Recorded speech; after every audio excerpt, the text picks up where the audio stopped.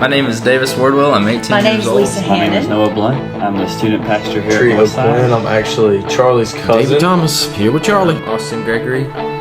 Thank you for having My me. name is Donovan My name is Jones. Micah Aver. I'm a student at Lounge High All School. right. Well, Mr. Charlie, you're going to lead us out here tonight on your Young Minds podcast.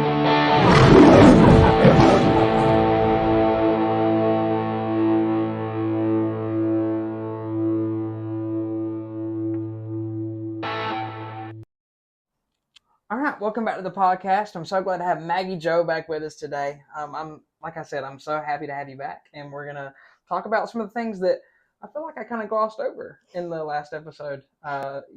With like where you went for your trips and for college as well. We'll talk about that. But to start off, how's college been? College has been busy, but it's been really good. I just decided my major back in May, and I'm a business marketing major. So right now I'm in mostly major classes, like all of them all at once. All those business classes, because from high school, whether it be dual enrollment or AP, I had already finished most of my core. Right. And then that first year of college, I basically finished what I had left of all my core classes. So now it is just all of those major classes at the same time, which is fine. Yeah. I put myself in that situation, but I had put it off for so long. So now it's just kind of a big schedule, a heavy load. But I can't imagine. Like, that is so much. Yeah. And I mean, that's because by the time when we talked last time, you didn't know what you were going to do, correct? Right. So that's cool that God's given you that path. Is that the path that you want to continue on, or is that just kind of something you're doing for now, or do you not know yet? I definitely want to finish this out. I just don't know what I want to do with it yet. I kind of picked this major because I felt like it could kind of apply to a lot of different jobs later down the road. But I just don't know what I'm doing with it yet. Right. If that makes sense. Hey, and God will reveal that. He will. With what you're wanting to study, like, and having to navigate without all your schedule, how hard is that, like, to try to figure out your schedule? Because you still have a job too, and so how's all that? It's honestly not too bad because the people I work for are just so lenient and so patient. They work around my school schedule. They know that comes first. I got lucky this semester because my classes are Tuesday, Thursday. It makes for a long day, those 2 days of the week, but only having those classes 2 days a week has really helped me out so that I can still work my job Monday, Wednesday, Friday. Cool. And so have you seen God work in your new job? Because you have a new job now from last time we talked. So yes. How's God worked in your job that you've seen? For sure, just my boss. We both go to church together, and he is just the best boss that I could ask for, and being so patient with everything, but just providing that job at the right time, because where I used to work had just become not consistent for me. Yeah. And I wasn't getting the hours that I needed. And he just provided this at just the right time. It was my sister Sammy's old job, and she graduated college. So after she graduated, I took over her old job, and it just, everything fell into place. And I know that was God. So yeah, and for the position, it kept that consistency, because I'm sure you just worked just as hard as Sammy did. So for sure, yeah. And so when you talk about all the pictures you took, this was a little while ago. I know that, wasn't it? Yeah. So where all did you go? Like, because you went everywhere. We did. We went, my first ones were just around here in Valdosta, but we went to Atlantic Beach for one. We went to Savannah for one. And then we went a couple of other places, but obviously the biggest was New York City. Yeah. And I had never been there before, so that was my first time experiencing New York. I got to do that with Southerner. It's like, whoa. It was a lot, but I got to do it with both my parents, and it was really amazing. Yeah, and so like did you get to see the Statue of Liberty or no? Like, I was curious, did you get to see it or? We did, like, in passing. We didn't like go just to see that. Our pictures were done on the Brooklyn Bridge, Central Park, and Times Square at different times of the day. So just anything in between those three places, we got to kind of visit on our own. And you had to think too, like, taking pictures like Times Square or anywhere in New York, you're having to like figure out people, like, because they're not going to stop, right? Like, for you to take a picture, like, they're just not going to, because they live there, and so they're like, what's special about this? I see it every day. Yeah. But for us, it's like, we felt like movie stars Whoa. out there. Those people were just watching us. But I give Lindsay a lot of that credit. Lindsay Colson, who took our pictures, she just had everything planned out, and it was just very well organized. But we had the best time. Yeah, and she takes great pictures of anybody. I was She like, does. I see all the pictures she posts every year, and I'm like, my gosh. Yeah. And plus the places you get to go, like, and you went to, did you go to Paris too, like during one of those trips, or was that something totally different? That was just a family trip. Got you. And like, so getting to see the Eiffel Tower. Yes. How was that? It was incredible. That had been my lifelong dream, and obviously it was the trip of a lifetime. I had heard people say, like, don't expect too much. It's kind of a letdown when you go, but I didn't think so. Like, everything that I had expected of it, it really was. Like, it was incredible. Yeah, and you took pictures out there too, didn't you? Like, I mean, with our family. Yeah, I was going to say, well, your mom's a photographer, so if she didn't take pictures out there, it'd be kind of strange. Something would be wrong. Yeah, and I mean, like you told me when we went, to the Hoko dance, if you didn't, if she puts a camera in front of your face, you better just smile. I mean, it's going to be on Facebook one way or the other. So I think, and let's be real, I think that's with any parent. If they put a camera in front of your face, it is. Just smile and wave, all right? Because they're going to put it somewhere, and you better put a best smile on, because it's going to go on social media of some sort of kind. So you better hope you put your best smile on, because you don't want to use that as blackmail for a wedding or something. True. I would. Oh my gosh! I've told Mom. I said, look, there's so many things that you have on me, like when I was younger, and or my TikTok or whatever. Yes. That better not come back up. But also looking back, those are some of the best memories. And if I ever need to find like a certain thing that we attended or place that we went, I know where to go. And she's got all of that in pictures. So. Yeah.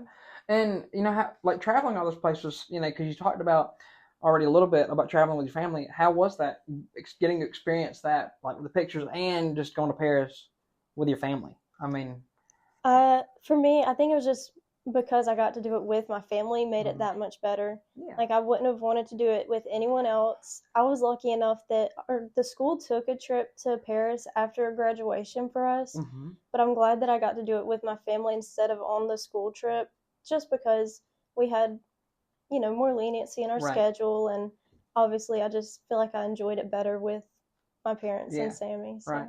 And I'll say, I think a lot of those school trips, because I remember taking them, years ago, they felt like we were running 90 to nothing. Like, because do you remember the Atlanta trip? Yeah. That felt like we were going everywhere. That was like, I think, 4th grade or something. Yeah. It was fun, but we were going everywhere, like, so fast. Like, I couldn't even look around to see what was happening. Yeah, you couldn't even, like, soak in what we were actually doing. Like, we were on top of Stone Mountain, but as fast as we were on top of it, we were already on the ground again. And I was like, and I remember this so vividly. I remember I had to, like, console Daquan as we went up the thing, because he was, like, scared of like going up it. And I felt so bad, because also, like, for myself and for him, because he was scared, but also I couldn't look around because I had to make sure he was good. And so I couldn't look around the thing. Right. And I'm like, and then on top of that, I found out later my mom didn't, like, she got, like, strep or something on that trip. Oh my goodness. But she, like, was a trooper through the whole thing. Well, good for her. I'm glad she at least made it through. I know. I'm like, okay, our moms are, like, super, aren't they? They just, But how have you seen God work in all of your traveling that you've done? My 2 points about this are that God protects and God provides. And I know that sounds simple, but especially traveling to another country, you see, especially in more crowded and populated areas, there's like pickpocketing and people trying to get scammed into tourist trap kind of things. And I think, as simple as that may be, like, God protected us from falling into any of that or getting, and he just, you could see his hand in it the whole way through of keeping us safe, making sure that all of our accommodations worked out, and if they didn't, something else worked out for us, like planes and everything, and that's not everyone's favorite thing to do. I don't mind it. It is stressful, but he definitely just made sure that we were safe the entire way there and the entire way back. So, awesome. Yeah, because I remember I was afraid to go to Savannah, of all, because I'm like, I mean, I'd been once, of course, with the school, but then I hadn't been back since. And I went on that mission trip. Yeah. And I remember, like, of course, my mom went with me, but still, like, because we went to River Street, you know, River Street is a really pretty place. Like, Yeah. it's really cool, all the novelty stuff.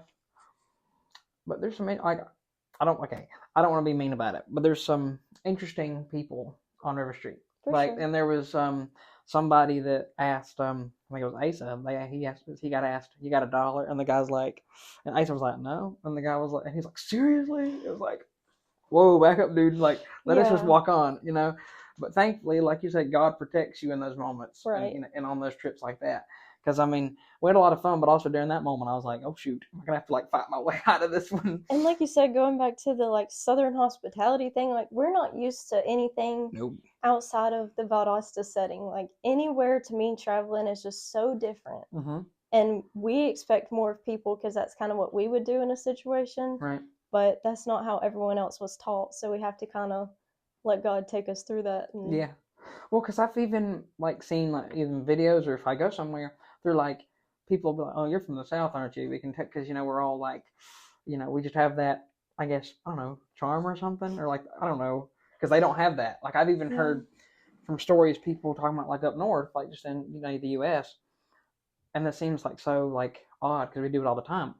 It's like pulling over for a funeral, right? yeah. We do that out of respect.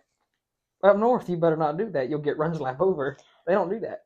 Which is kind of crazy to me because I love that we do that. Just like you said, a respect thing. And Yeah, but they won't do that there. And I'm like, my gosh, I feel bad for any Southerner that like feels like they're gonna pull over, and then the Northerner just Yeah. flies on by, you know. But I mean, I don't mind that we do that, and you know and I remember like I was watching a video, and I think it was Ryan and Haley Trahan. You know, they were going 50 states in 50 days, and they were going through there, and they went to Tennessee. They were in Pigeon Forge. And the lady, I think Haley was talking about their Southern hospitality. I'm like, that's right. yeah. We got the Southern hospitality all the way up to Tennessee, For sure. you know. But, you know, and I think watching that series, it was really cool to see. I mean, I think being in the South, we kind of, and just or anywhere where you live at, you kind of like you stick to your area and you think this is the best spot. Yeah. But you know, if you don't go anywhere else in the U.S. or wherever, like in Paris or whatever, you don't really see the culture and things like that, and so you kind of are just like, no, we're the best. Well, seeing them go to all those states, you get to see people, you know, from all walks of life, and there's people that are actually kind in every place, Right. you know, and we have to realize that. You know, sometimes I think people are like, no, our place is the best, and I'm not going to go anywhere because this is where I was raised, and you know, they just kind of get stuck in the mud like that. Yeah. But it's cool that you've gotten those opportunities to go those places, and especially to visit Eiffel Tower. Yes, That's I loved cool. it. Cool, yeah. And I love living here, but I also love getting to do those travel things. Mhm. And like you said, just get to see the culture and how it's different. And Yeah. my favorite is eating the food. But Hey, that's I'm never gonna knock that. Yeah, I had a friend that went to New York, and I said, you had to get the pizza. He did, and I was like, did you get some pizza? And he's like, mm-hmm. Mhm. He actually went to the place that was in Spider-Man 2. I went there too, Yeah. and it was the best. That's so cool. Really, so it good. was good. It was so good. I mean, Maybe 'cause, I'm biased because I love Spider-Man, but Yeah, the pizza slices were like the slice of 3 of our pizzas. And it was just so good. You can't go to Really? New York and not eat pizza. yeah. I've heard that because I'm like, well, and I know you have to like really figure out which places to go, because like some places might be hit or miss, because like pizza's Yeah. everywhere True. in New York, but you've got to know the right places.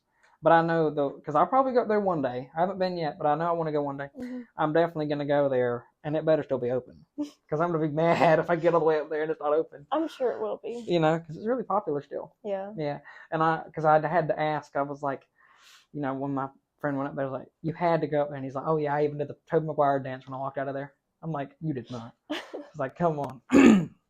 But yeah, so you know, one of the things I was curious about your thoughts on was, you know, how did the death of Charlie Kirk affect you, like as a Christian and as, you know, a young adult, you know, because we're his target audience. Right. How did that affect you? For me as a Christian, Charlie Kirk's death was devastating. Yeah. We lost an amazing, bold, and determined Christian example. If you felt that loss like I did, it was because we lost our brother in Christ. Even if you didn't see eye to eye with him, the world still lost a human being and a soul. Amen. A soul that Jesus died for, just like he did for everyone else. Yep. And that is regardless of looks, beliefs, or background. heaven definitely gained an angel, and I'm glad to see so many of his videos resurfacing, like we talked about. And he is still impacting people today. Like you said, Charlie Kirk had so much of an influence on college-age people, which really hit close to home for me. And I was really saddened by how his death came about. But I look forward to seeing his ideas continue to spread even after his death. And we've seen so much positivity still come out of it. A lot of people are uniting under the fact that, you know, he was a human and a soul that was important and that Jesus died for. And to me, I didn't get to watch his funeral, but I did see the afterthoughts of like, oh gosh, his wife Erica forgave that man, and how powerful is that? Like, most people wouldn't have it in them to say that, much less so publicly. Yeah, but that is such a testament to her faith and his too. Well, and you know, because I watched it pretty much like the whole day, like I was periodically like go, you know, watching it or just on in the background. Yeah. And I was just shocked at the amount of people that I'm seeing on my TV. I'm like, and they even had, so they had that full stadium, and they had an overflow stadium. They had people in, and I was like, that's crazy, you know. And then, you know, I don't know if you saw it, but you know, Brandon Lake, Phil Wickham, all the Christian giants of like Christian music, they were there singing and worshiping. They led a worship service. I didn't even know that. Like, that's incredible. And like Chris Tomlin was there too. I'm like, good Lord, three of those artists, I've actually seen them on stage, and they're up there. And you know, of course, I don't know the whole details if they were paid anything, whatever, but they did it. Like, you know, they knew they could face scrutiny, you know, by, you know, because yes, Charlie was leaned one way, but as we said before, his faith determined his politics, so it wasn't the other way around. Right. But just to see them up there, and they knew they could make an impact for millions because people are watching around the world, and you know, spreading the gospel. That was so cool. And then and also one thing that it brought out of a lot of the political leaders, they talked about Jesus, like because of it. Like I think J.D. Vance, he said, you know, in these past 2 weeks, I've talked more about Jesus than I've ever have in my years as a senator or a vice president, whatever. Yeah, and good for him. Like, again, the things that it's bringing about, you know. Yeah. But I mean, like you said, it was a tragic thing, but also I think Charlie, if he knew it was what was going to come out of it, he'd be like, you know, Lord, take me now, because if it's going to save people and it's going to bring people to you, then, you know, and also his movement's way bigger than what it was already. Right. And I have no doubts that Erica's going to carry it. And like you said, her words were so powerful, and that's going to carry, you know, on for people are going to remember that forever, you know. So, and I love your response to that, because it's true, you know, that, like I said, it was tragic, but all the things that are going to come through it just and already now, and what's going to come years down the road, and his impact, because people are going to remember it. Yeah. And I don't, you know, it's going to be one of those days too. I remember where I was at, you know, for like, you know, it was, you know, I don't know if do you remember where you were at when that happened a couple of weeks ago? Yeah, I was just babysitting, but I kind of told you this, but I thought at first like it was all fake news, and I really had to dig into it, and it shocked me so much that I didn't even believe it at first. But you know, it was just really, really sad. But yeah. But one thing I do want to ask, is there any like subjects or anything that like God's laid on your heart that you want to discuss? Or anything? I just leave it open ended. Was there anything that kind of has been sticking out in your life right now? I guess especially after talking about Charlie Kirk and everything, just trying to be more bold in faith and speaking out and not being afraid to say those things, or for me, post those things on social media or whatnot. I know we talked about that last time. Yeah, but just continue to do that, and to a bigger extent, I guess, because at this point, I'd rather plant that seed, and if people get offended, then they're only offended by truth, and they have to like feel that for themselves. That's right. Get them. I'm kidding. but I mean, it's the truth though, you know, and I know that, you know, it can often be scary. Like we talked about that in life group the other day, you know, about, you know, spreading the gospel can be scary, but we also have to remember this, you know, about with Charlie Kirk, is like our lives are so fragile, and that could have been any one of us. And that's part of the reason why it hit us so hard too. Is like, that could have been any one of us, you know, if we were like spreading our faith. And that's why we have to continue to carry the torch and do it, you know. And I mean, now I've been like a lot more, well, I've been trying a lot more directly on like the podcast. I remember the first one I did after, like, I think the first one I did after his death was like the day after. or something like that. And so I was just like, if you're not saved, do it. And I still mean that. Like, I mean, Yes, for sure. get right with God now because, and I mean, I'm not going to be forceful with it, but also you can see how fragile your life is. And in an instant, it's like that. Yeah. And sometimes that truth is scary to get into or to read for yourself, but also the alternative is a lot more scary. Right. And you need to know both because they're both prevalent in life today. But, I think the outcome of heaven is a lot more rewarding and worth it. So. I am into that. And I think, too, it's made like new Christians, but it's also made the people that already were Christians even stronger. Right. Because, I mean, we're like, oh, now we're not going to be lukewarm anymore. Like, we have to, like, really share our faith and really get this going, I've seen that not just for myself, but other people as well. Because I don't want to just say, oh, yeah, it made me so much stronger and, brag on myself. But it's so cool to watch people grow in that way just in these short few weeks, and I mean, I really do think things are going to start heading in the right direction. I hope so. I hope so too. Yeah. And it made me think about the verse. My mom brought it to my attention. Speaking of the podcast, talking about Charlie Kirk, is Acts 18, verse 9, that says, "The Lord said to Paul in a night vision, 'Don't be afraid, but keep on speaking and don't be silent.'" And that is really our focus that we've been talking about. Amen. Is speaking out, because sometimes we are called to be silent and let God do the work. But sometimes we are called to not be silent. And I think that's kind of hard to get out of sometimes. Yeah. And I mean, especially now, because oddly enough, we're not the young people, like the young people anymore. We're getting older. Don't remind me. And but we're the ones that people are looking to now. Our generation is the one that like we're supposed to start carrying that torch of like in the next like society and like get people get our families ready for like society and things, which is crazy to me because people I know that my age are getting married, and I'm like, whoa. Yeah, I'm just trying to like make an A in all my classes right now. Whoa. Like literally, I think next week I'm gonna be in a wedding. I'm like, whoa.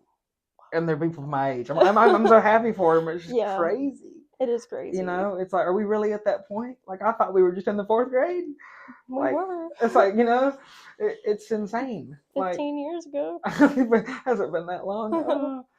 Lord, gosh, I feel so old now that I said that. Yeah. And my mom's gonna be like, you're not. It's like she's gonna be like, don't even say that. Yeah, we're still considered young. It's okay. Yeah, unless if you talk to some of the really young people in your church, then you call it unks and aunts. I've gotten called an uncle quite a few times. I'm like, the amount of like ma'ams and Miss Maggie Jo that I have is scary. Which like I appreciate again the respect that they have, but I'm also like, no, not yet. Yeah, I said that I think when I did VBS like the first year because they had it on my name tag like Mr. Charlie, and I was like, no, don't do that yet. Look, I'm not ready for that. I mean, still got like another 10 years before all that has to happen. But also, have you felt like it's like sometimes weird, like, because there's some people I still call like Mr., but some it's like, okay, I'm at the age now, do I really have to do that? Yeah. Like, do you feel that some? It's like, I do, but I've also grown up always calling him by that, so I still do out of just like manners and respect. Yeah. But like you said, I'm at the age where I technically don't have to do that. Like I just turned 20. Right. Yeah. Like I kind of am at that point. I just don't want to admit it yet. No, it would just feel weird though. Like for example, like Mr. Luke, it feels wrong.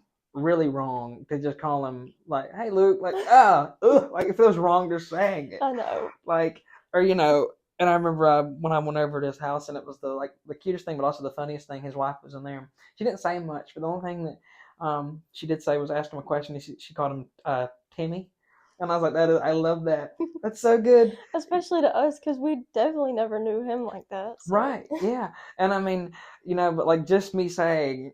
It's just his name with no Mr. in front of it. It feels wrong. It's just like, and it's so funny because and there's some people that I've just like stopped, saying like Mr. and they're fine with it, but it's just like I need to start saying it again. It just feels wrong. But yeah, I guess we are getting older, but I don't like it. I don't like it either. And like, and I'll probably have to do an episode on it, or maybe we can talk about it here now. But like, just like growing up, it's not bad, but it like. It's also like I'm finding it like so challenging too in some aspects too, and I'm sure you are too. But it's just like, I think all the stuff that people like expect is like like after high school, right? I can't imagine like the amount of questions you got like I did. Yeah. Like, oh, what are you doing this? When's that gonna happen? Right. It's like, can I just breathe for a minute? Especially when I originally didn't know what I wanted to major in and didn't know, like, I was going to college, but I didn't know what for. I didn't know what I was going to do with it. Yeah. All those things. It was very overwhelming. Yeah. Like, I'm glad that people want to know, but also, like, give us some space a little bit. Yeah. Like, we just got done with, like, a big old milestone here. And, like, some people, I don't want you to know. Not everybody needs to know everything. And, so like for me, it's just like, let us breathe a bit. Yeah. I'll let you know when things happen. I'll let them know when I figure it out. But until then. Exactly. It's like, it might take me 5-6 years, but I'll figure it out eventually. Yeah. Right. And, that's been one of the hardest things is like, just trying to figure everything out.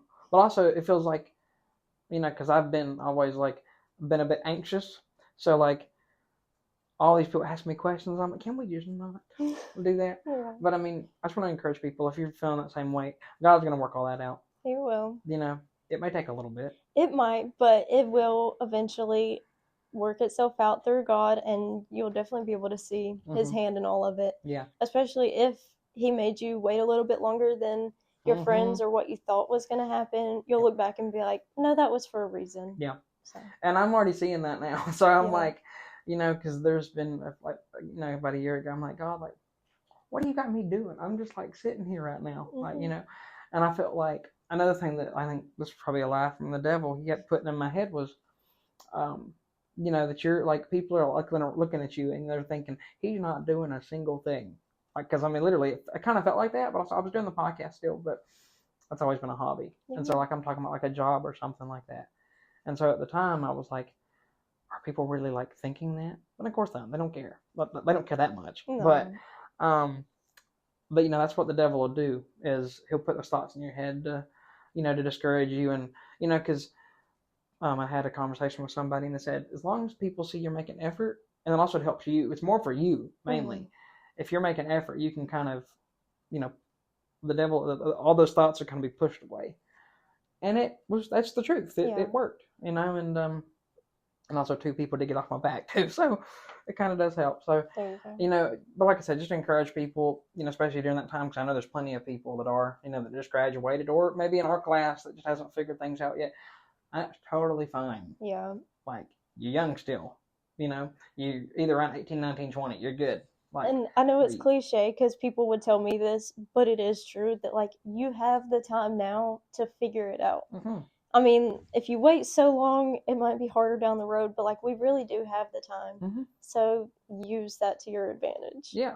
And I think in your situation, we had this conversation that, like, the small things matter too. Mm-hmm. Even though you felt like you weren't doing a whole lot, you were still doing the podcast. And even though it's a hobby for you, it's also been such a ministry to so many people that get to listen to it. Yeah. So that's no small thing that you got to do in that time. Yeah, and I appreciate that. Yeah. And hey, you've been on twice now. We'll have to, one of the things that I do now is like, so if you've been on like 5 or more times, you're like a podcast regular, and like you get your own playlist on YouTube. Ooh. I think we'll have to do that at some point and get you on 3 more times. But is there anything else that you want to add or anything like that? I don't think so. Okay. Well, can you pray us out and then I'll close? I will. All right. So if you're listening, bow your heads, and if you're in the car, please don't close your eyes.